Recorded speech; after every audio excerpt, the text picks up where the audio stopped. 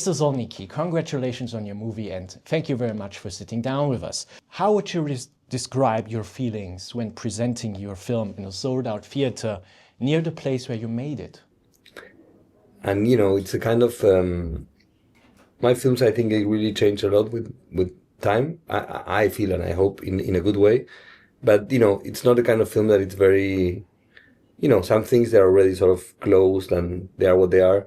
I think my films are rather open in a certain way because the way they are put together, the way they are written, and of course, I would say this complexity of living in Argentina, making a film in Austria, makes it an odd creature of its own, both for people who see it from within the culture as those who see it from outside.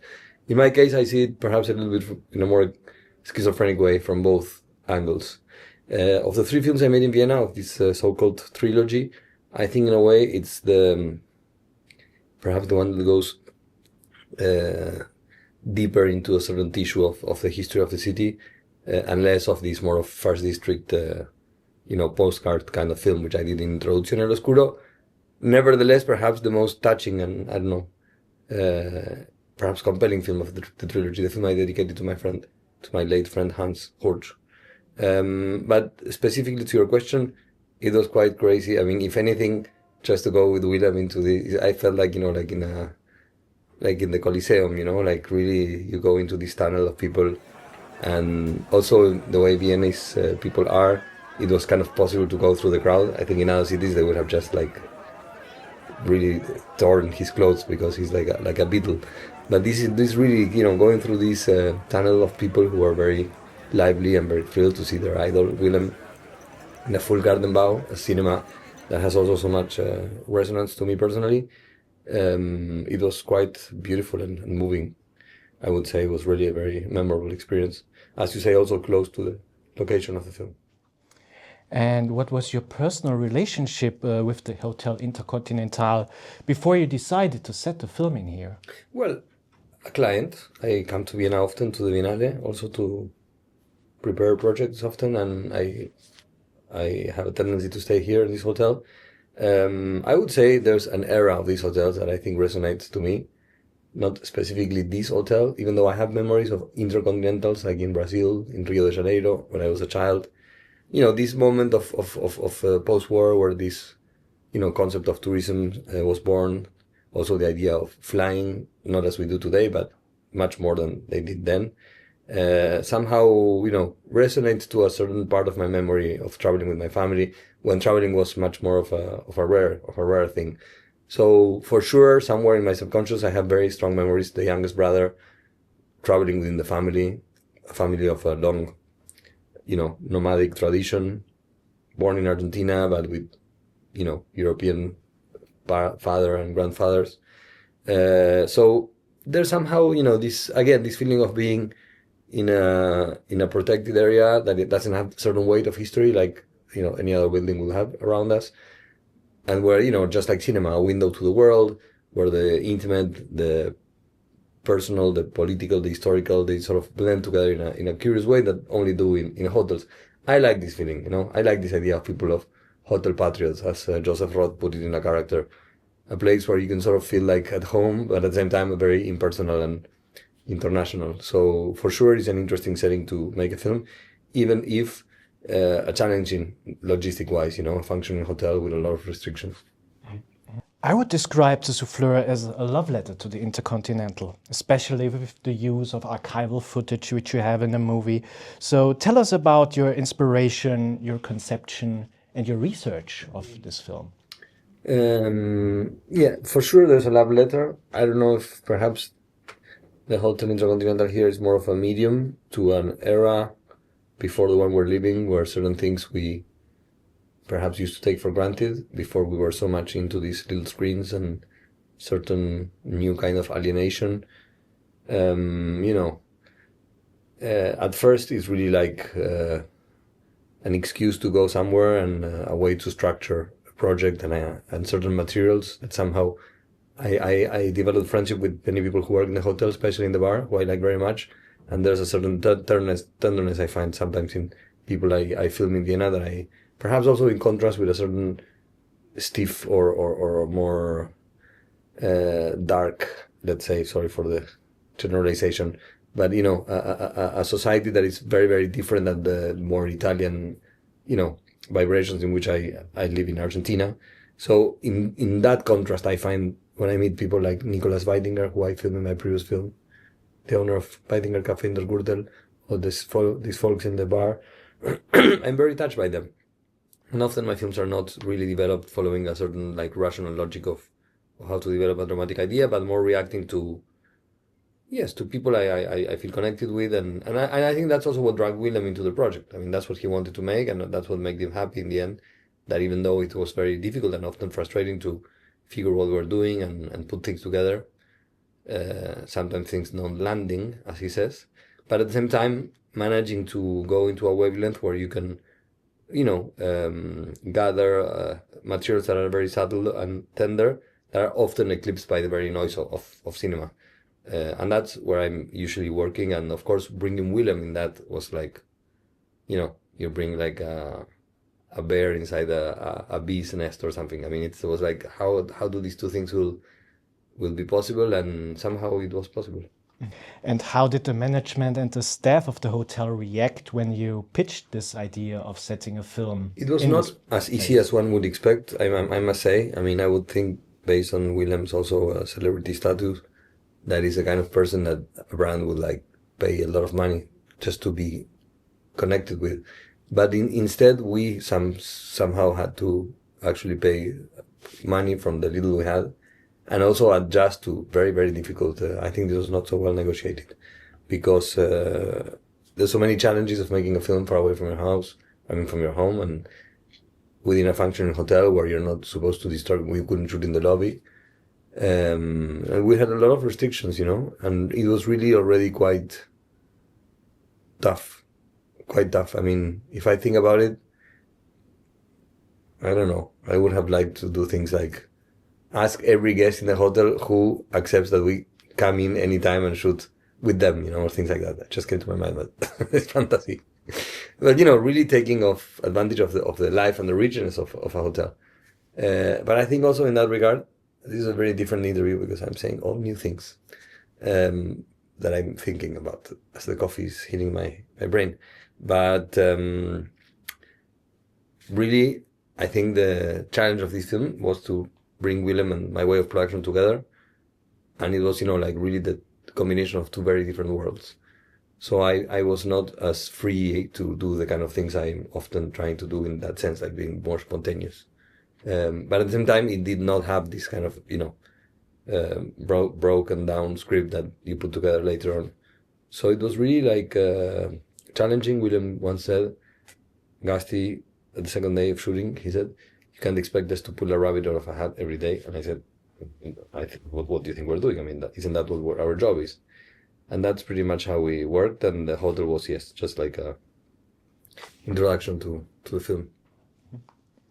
And some of the staffers appear in this film as themselves. How did you direct them, since they're non-professional actors? Well, that's how it always works.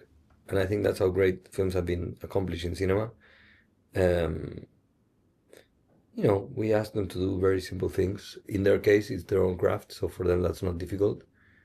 What was more difficult often is to try to say certain things, because then they would feel very aware, and usually I work in a very small scale, so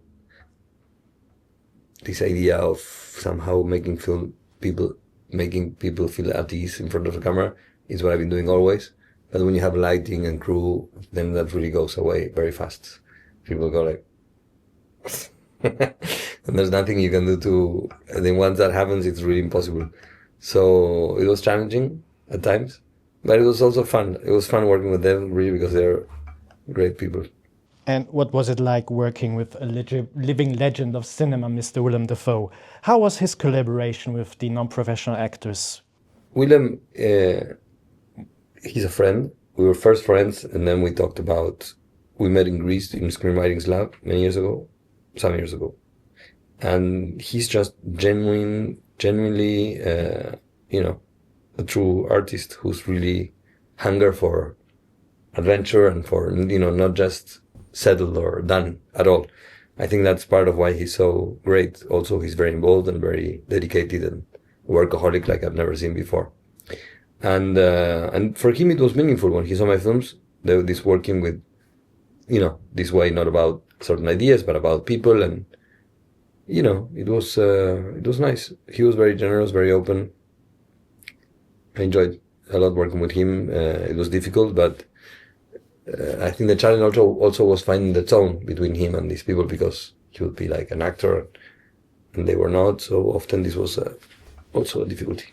I noticed that there are several plot threads in this movie. For example, the father-daughter relationship between Lucius and Lily, and on the other side, the antagonism between Lucius and your character, Rakundo, that were touched upon just a little bit. Was that a deliberate decision on your part not to show more of that, or did you actually shoot more footage? No, we shot, very little time. We shot like for 2 weeks, 12 days or so. So we really, our cinematographer is very skilled, and usually he shoots a good ratio of things that are very good. So we managed to put the film together, but this was also one of the limitations. We shot in little time. I'm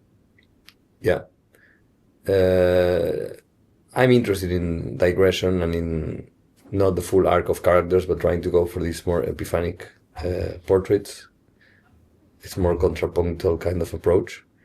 I know some people get frustrated by it, but it's part of how these films are structured. I think there is a certain generosity, also a reward. Somehow you can access emotions that are quite unexpected. Like with The Archive, for instance, if this would have been just a documentary about how the story of the hotel, it would have been something very specific. But, this combination of essay and fiction, documentary, somehow all together at the same time, I find it to be powerful. The film deals with the uncertain future of this hotel. In your own opinion, would you rather choose to go with Lucius' side to preserve it as it is, or more like, let's modernize it? No, definitely. I'm on Lucius' side. He asked me to be in the film. It was not my idea. I was so much under the water that I couldn't even worry about my performance or acting or how I looked or anything like that. But of course, I come to Vienna because it's a great place to shoot, and I really enjoy it. And the way, certain things are still untouched, how time crystallized. I think this hotel is very unique, and I would be very sad if they destroyed it. That was part of the motivation for the film. Also, that a very bad film was made in the 60s here, so we thought we had to make a good film before they tear it down. This is your third film set in Vienna, so you talked about this being a trilogy. What is it that draws you to the city, and why is it such a fascinating place for you to film? Well, as I was saying, on the one hand, to access financing for films that are made without script, financing in general right now, I would say it's very complicated in Argentina and in many other countries. And, it was not like I said to myself, I'm going to start making films in Vienna. On the contrary, as I said, it's more of a challenge to make films far away. But after I made Introducción al Oscuro, which was also shot in very little time, about the same time, in a more documentary way with much less elements, I felt like I would like to, I enjoyed, it was difficult, but I enjoyed something about what Vienna had to offer as a location. Of course, I feel, it resonates with me, a lot of the culture of the city, the people, the features, the slang, the food. There's something somehow that it's familiar, but also non-familiar, that I find it to be a fertile, zone for filming. And then one thing led to the other. I made another film into the pandemics, which was also difficult because of the restrictions.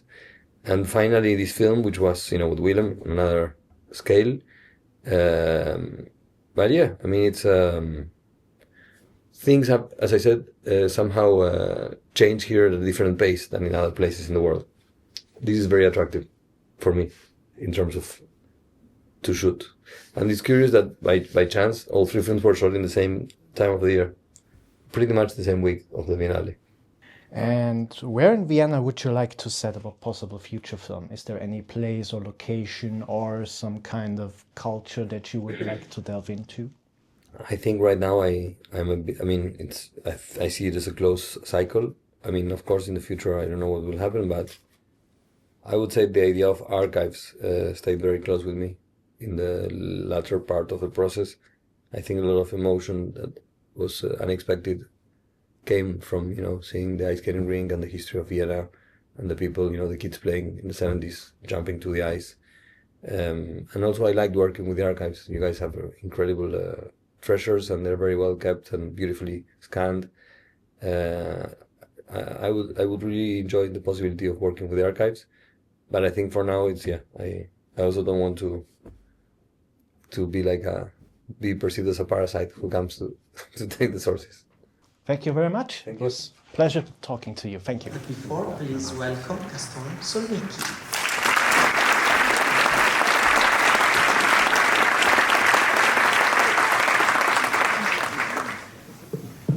Thank you so much. It's not the first time here. No, it's not the first time, but it's just as moving. I read in the paper that I'm an alte Freunde from the Viennale. I want to thank Willem, who's also here with us. We will sit with you, we'll see the film. Please applaud our dear friend. And